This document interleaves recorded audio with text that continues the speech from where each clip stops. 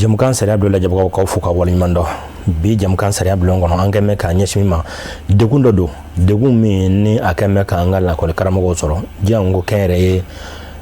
lakɔli karamɔgɔw bi babu an b'a fɛ k'a sigi o de kan ko dugu tile tɛ pan dugu si kunna k'a ka dɔgɔ o la bi gɛlɛya ye nin ye fɛɛrɛ jumɛnw bɛ se ka sɔrɔ a la jamana faamaw bɛ se ka wulikajɔ jumɛnw kɛ walasa ka ni maa kofɔlen ninnu bila u ka hakɛw kɔnɔna na babu a bɛna sigi o de kan bi hakilina ni don le thème du jour vacances scolaires au Mali calvaire des enseignants des écoles privées ɲininkali don ni congé bilara an b'a fɔ ten a bɛ faamu cogo la ko congé bilara vacances bilara a kan ka kɛ sɛgɛlafiɲɛbɔ ye a kan ka kɛ lafiya ye a kan ka kɛ nisɔndiya ye nka an y'a lakɔlɔsi k'a fɔ gɛlɛya don min ni école karamɔgɔw mun bɛ baara kɛ kɛnyɛrɛye écolesow la a caman bɛ yen u bɛ kɔrɔtɔ lakɔli ka taa u t'a dɔn u bɛ taa yɔrɔ min na gɛlɛya caman don maa welelen bi o ye monsieur Amidou Sissoko enseignant des écoles privées enseignement secondaire général technique et professionnel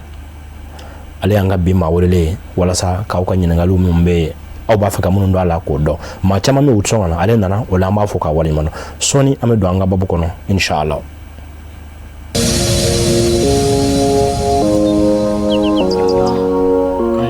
Monsieur Sissoko an b'i fɔ k'i waleɲuman dɔn an ye ci bila i ma teliya yɛrɛ la koyi i bɛ fɛn o fɛn na i y'o bɛɛ bila walasa ka na mansala maaw ka aw ka gɛlɛya dɔn aw ye lakɔlimɛtiriw ye gɛlɛya min b'a kan o ka se ka dɔn o de sɔnna ko min kan an bɛ fɔ k'i waleɲuman dɔn. C'est normal, c'est tout à fait normal. N yɛrɛ bɛ aw fo weleli la a diyara n ye kojugu parce que mɔgɔ bana min b'i kan pour que bana ka furakɛ fo bana ka dɔn. D'abord n bɛ transition mɔgɔw bɛɛ lajɛlen fo n'o bɔra yen n bɛ Chifla TV n b'aw yɛrɛ fo a bɛ baara min na ala k'aw bolo mɛn aw ka baara la ani minnu bɛ caméra kɔfɛ n'o tɛ ye an ka foli b'u bɛɛ lajɛlen surtout ani minnu bɛ so n'u bɛ télé filɛ la sisan an ka foli b'u bɛɛ lajɛlen ani enseignants promoteurs école gardiens n jɛɲɔgɔnw n baarakɛɲɔgɔnw n bɛɛ lajɛlen fo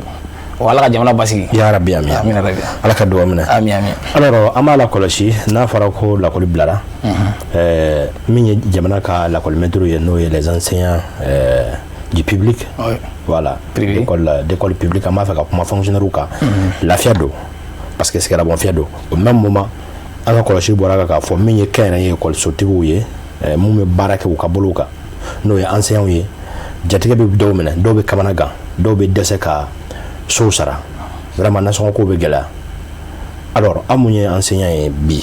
Mali kɔnɔna na o nisɔndiya in n'o yɛlɛmana ka kɛ gɛlɛya ni kamana gan aw bolo e bɛ se ka ɲɛfɔli jumɛn k'a la. ɲɛfɔli bɛ se ka k'o la tiɲɛ na a ka gɛlɛn privé enseignant ma a ka gɛlɛn anw ma i y'a fɔ cogo min na ni école bɛ bila i b'a denmisɛnninw bɛ content public enseignant dɔw bɛ yen u bɛ content mais anw minnu bɛ privé la anw tɛ content a ka gɛlɛn anw bolo parce que n'a fɔra vacances ye lafiya bɔ yɔrɔ de ye mais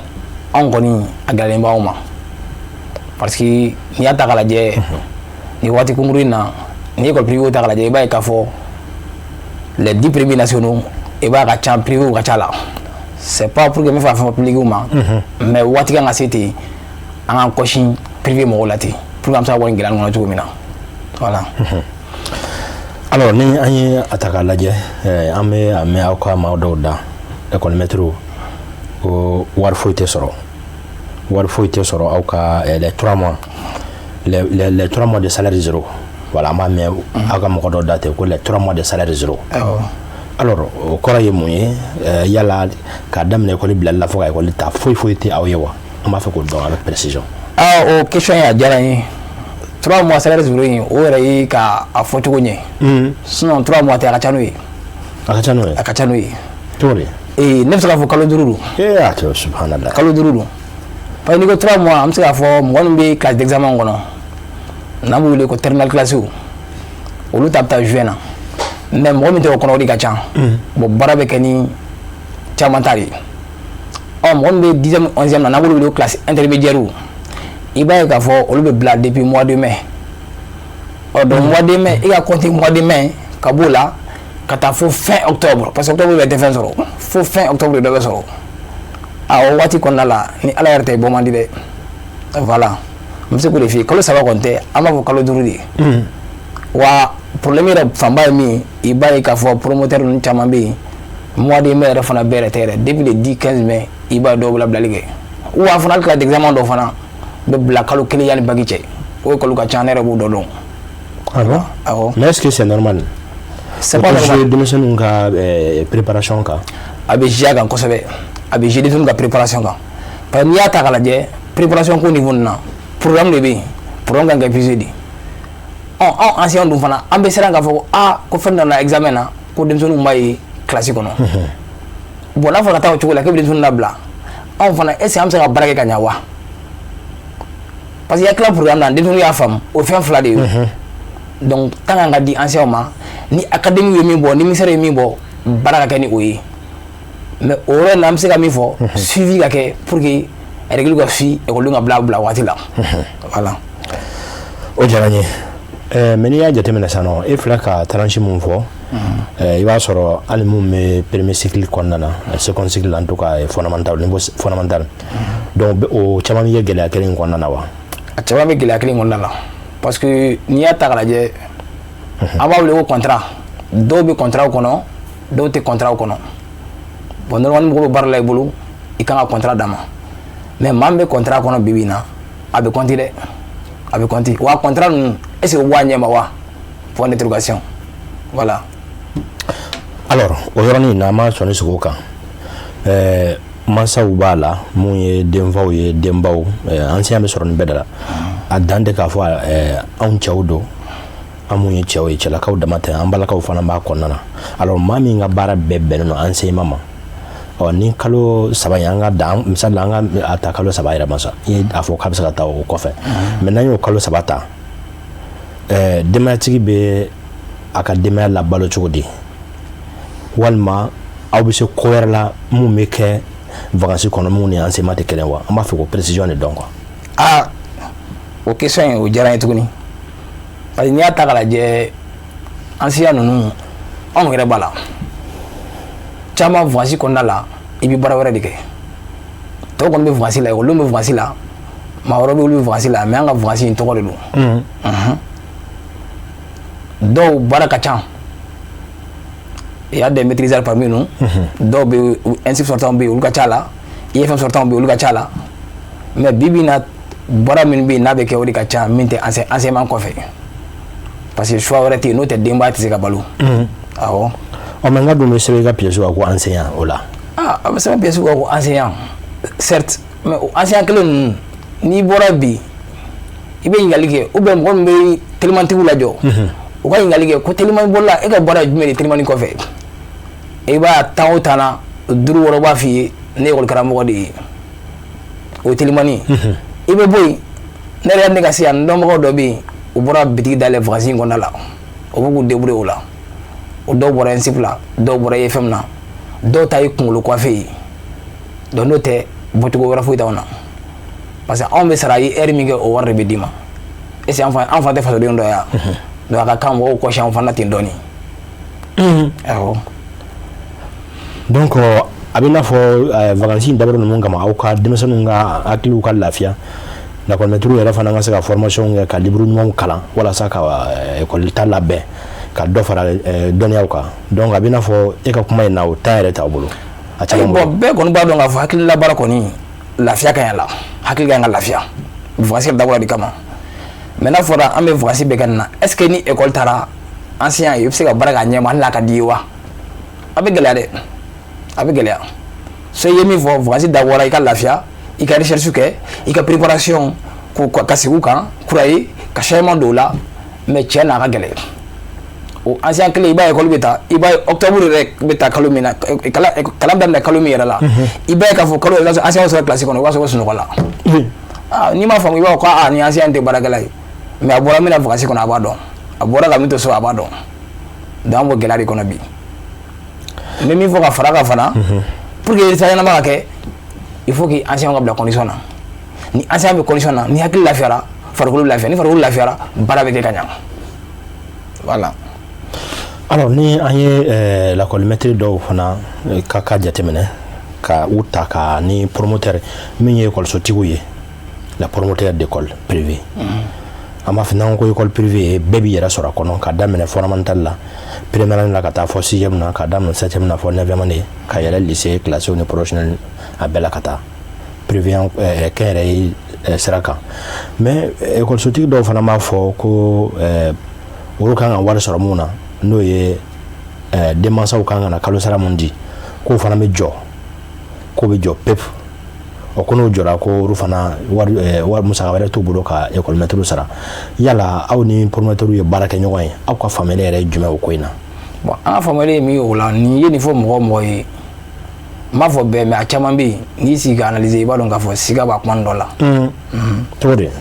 e école ta sa octobre yan octobre chew ne be e ni ngaw so mo ta wasara wa ta wasara waru ta sara o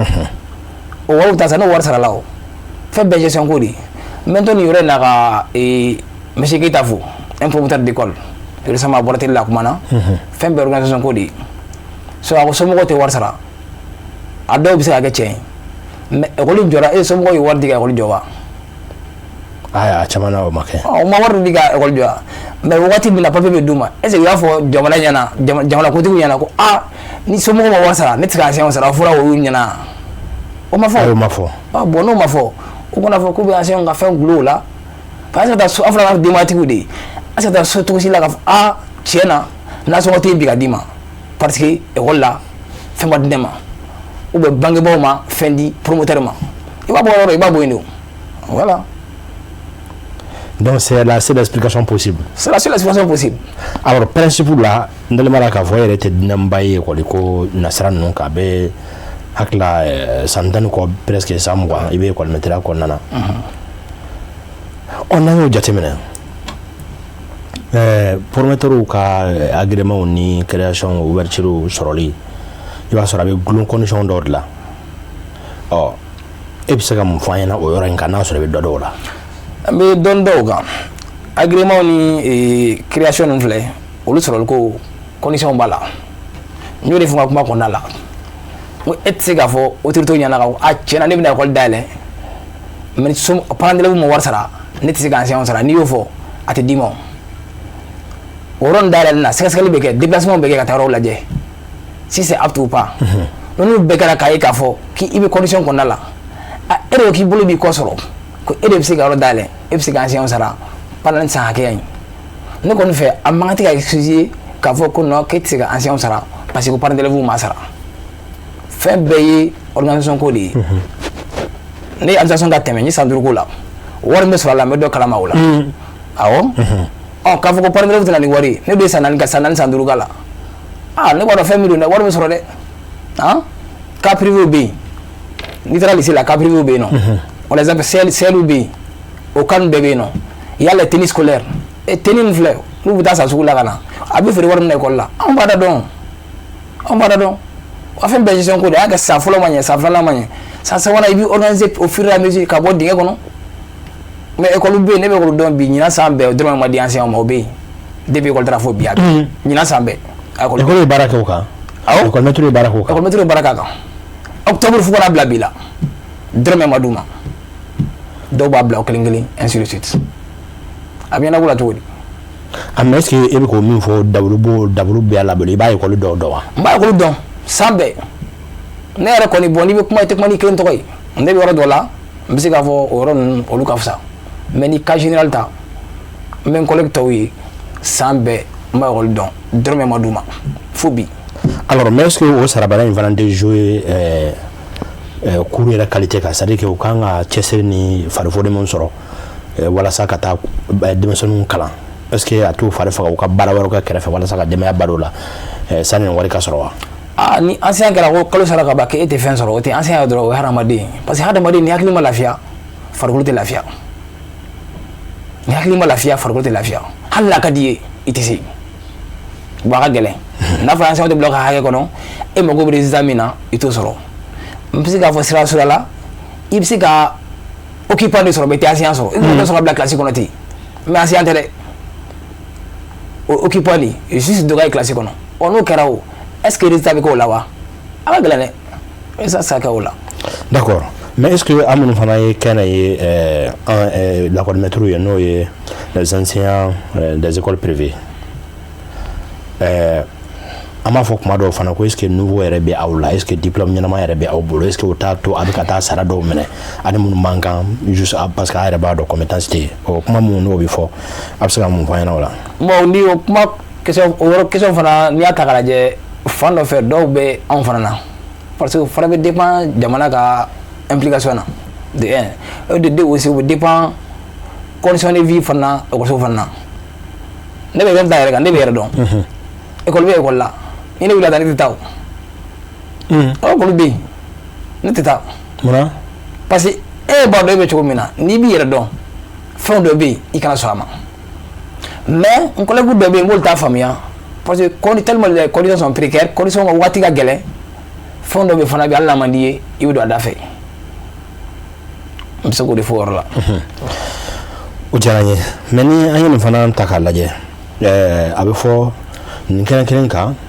min ye inspection du travail Bamako ta kɛrɛnkɛrɛn la et sinon même la direction nationale la direction nationale du travail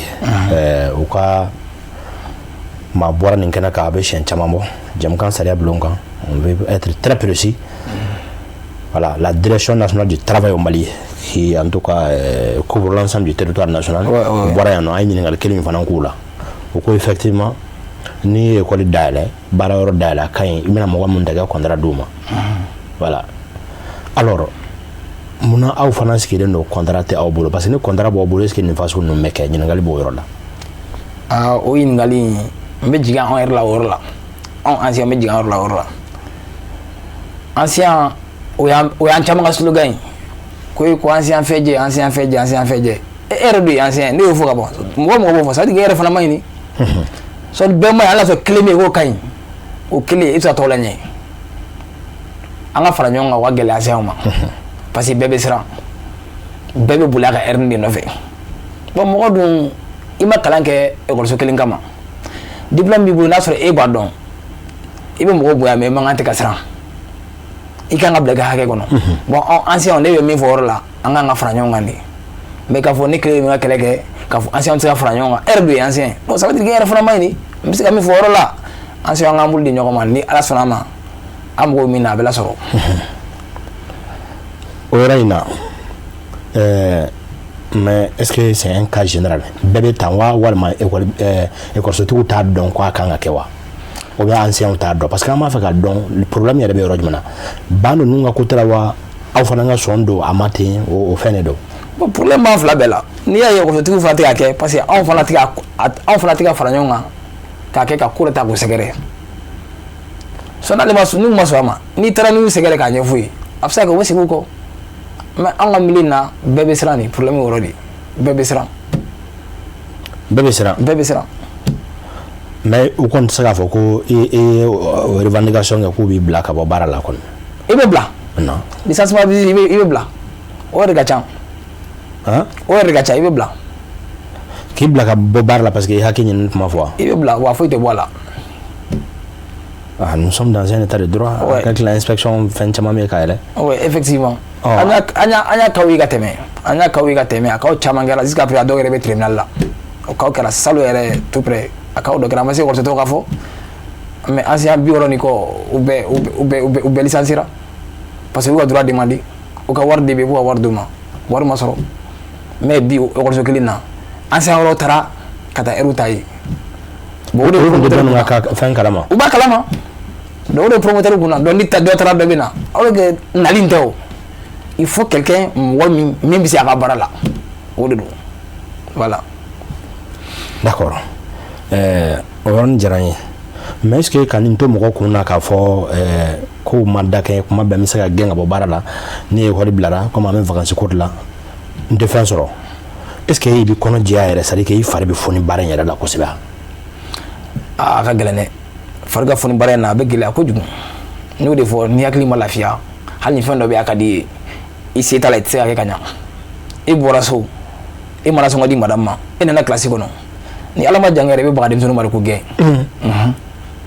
e bɔra so denbaya man kɛnɛ ou bien ordonnance b'i kunna e bɛ ka yɛlɛ ni o ye e bɛ kilasi kɔnɔ a ma nɔgɔn dɛ a ma nɔgɔn donc baara ka kɛ o la ko ka résultat kɛ a ma nɔgɔn. d'accord mais o bɛɛ la sisan ni an y'a ta k'a lajɛ anciens kan ka se ka mun wɛrɛ de kɛ u kan ka se ka fɛn jumɛn kɛ min bɛ se ka kɛ sababu ye nin précarité ninnu ni o ye nin gɛlɛyaw ye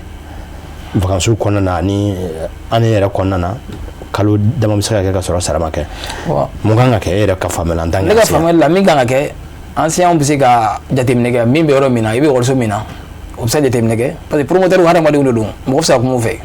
wa a bɛ se ka kɛ fili la fana a dɔw bɛ yen ni kuma n'u fɛ u bɛ segin kɔ anciens a ma se i ka siran ko tɛ ne bɛ se ka fɔ n collègue ɲɛna o bɛ se ka fara ɲɔgɔn kan aw bɛ taa administration na k'u rencontrer ka problème ɲɛf'u ye an bɛ fɛ a ka kɛ tan pour que an ka parce que entreprise binna bi a tɛ bi promoteur dɔrɔn ye o entreprise promoteur ta don mais mɔgɔ caman dahirimɛ b'a la dɛ donc n'a tiɲɛna a bɛ tiɲɛ bɛɛ de ye donc o la n'i ye fɛn min entreprise la fɛn o fɛn bɛ se ka kɛ dɛmɛ entreprise ma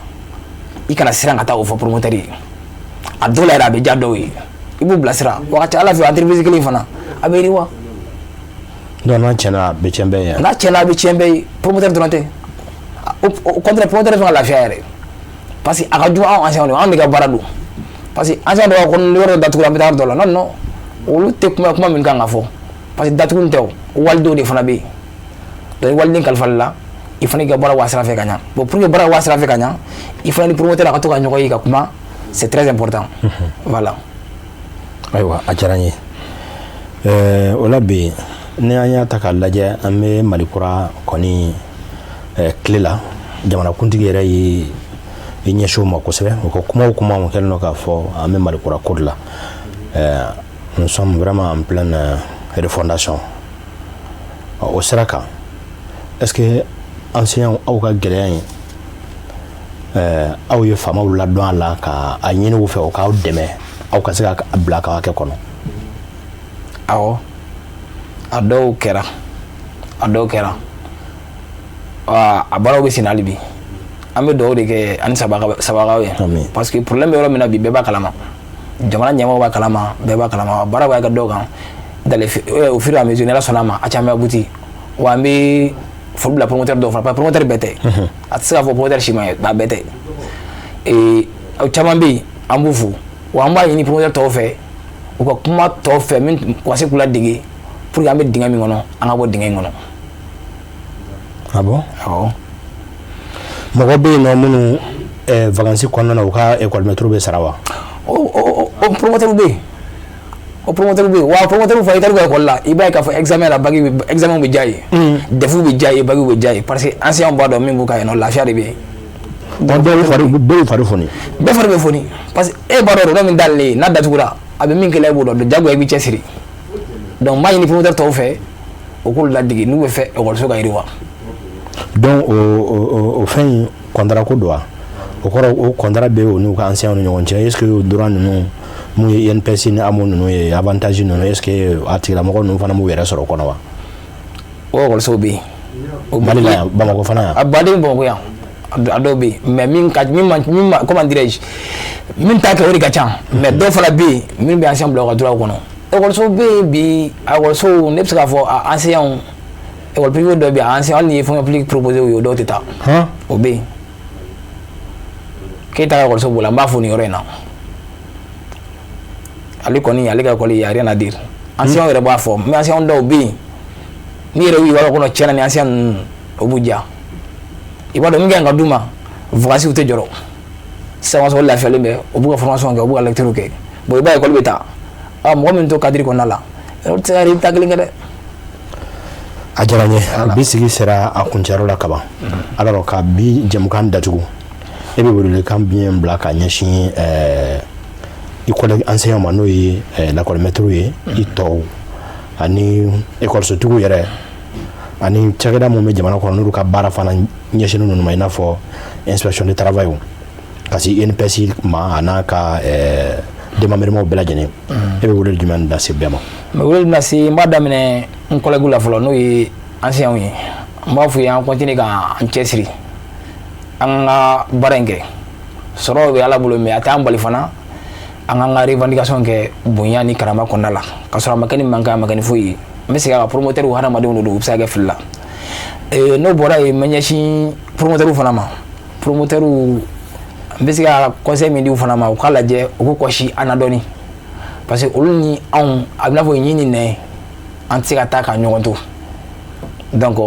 an ka baara kɛ ɲɔgɔn fɛ n'o ye tɔw ye maintenant cɛkɛda mɔgɔ min ɲɛsinnen don a ma n'o ye ministère de l'éducation a n'a tɔw ye académie ninnu a bɛɛ u k'an dɛmɛ nin ko in na u k'an dɛmɛ an bɛ se ka bɔ dingɛ in kɔnɔ cogo min na dingɛ min don a ma se kɛlɛ la a ma se foyi la nous sommes dans un pays de droit le Mali ye jamana min siga fo a bɛ fɛn bɛɛ ban donc an ka lajɛ an ka ɲɔgɔn faamuya an ka bɔ nin dingɛ in kɔnɔ bɛɛ bɛ se ka lafiya cogo min na voilà.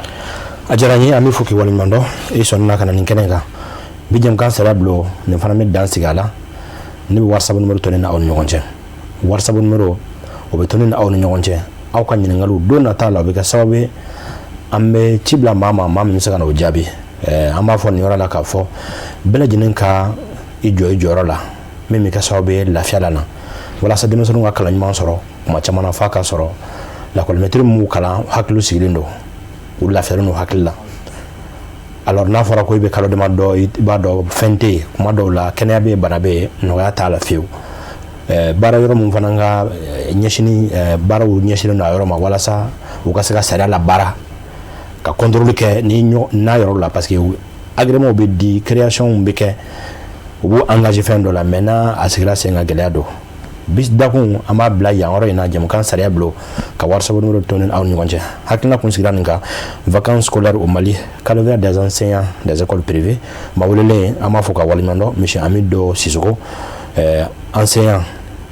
du secondaire général technique et professionnel aw garizɛ kɛra nin ye bi ne b'a fɔ aw ka mɛn dɔwɛrɛ jɛmukan sariya bulon kan salamu alaikum warahmatulahi taala wabarakatuh.